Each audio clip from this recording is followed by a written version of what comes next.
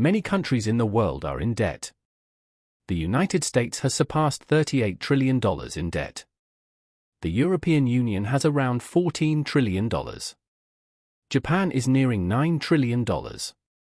So even the richest nations, oil giants, and export powerhouses are deeply in debt. But the real question is, who do we owe? This is where things start to get strange. Because debt isn't just a burden. It is actually the foundation of the modern world. Wars, crises, economic booms all stand on top of an invisible debt system. And when you start digging into this system, you realize something. The world isn't really in debt to someone else. It is in debt to itself. But that doesn't mean everyone benefits equally. Today, total global debt has exceeded $315 trillion. That's nearly 3 times the size of the global economy. So how did we get here? Let's go back in time. The year is 1694. England is at war with France, and the treasury is empty. The king borrows money from merchants.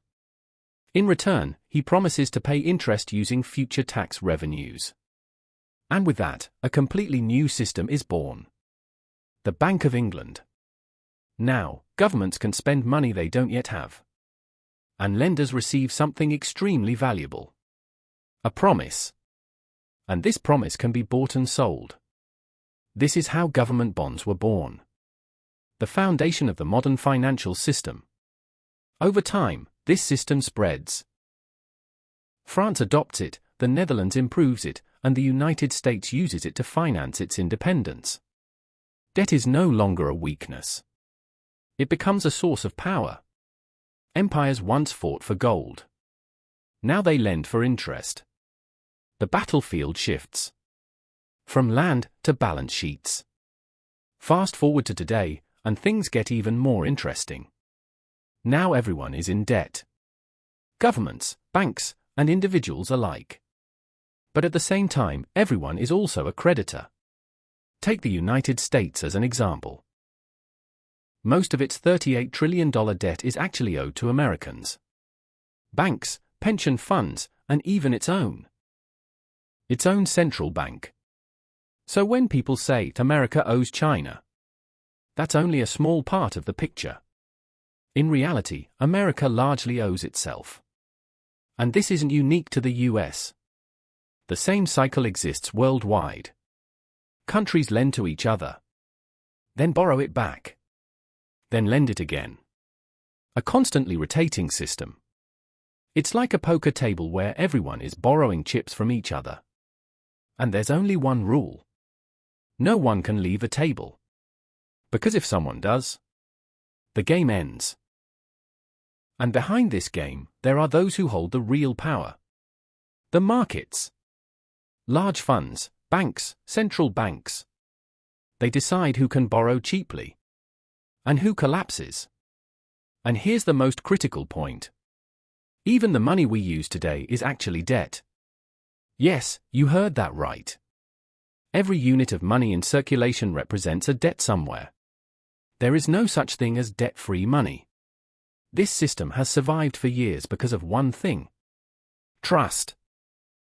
As long as people believe that governments will repay their debts, the system continues to function. But what happens when that trust is shaken? That's when crises begin. We saw it in Greece. We saw it in Argentina. We saw it in Sri Lanka. When trust disappears, debt becomes visible. And someone has to pay the price. But here's the most striking part. Governments are not actually trying to pay off their debt.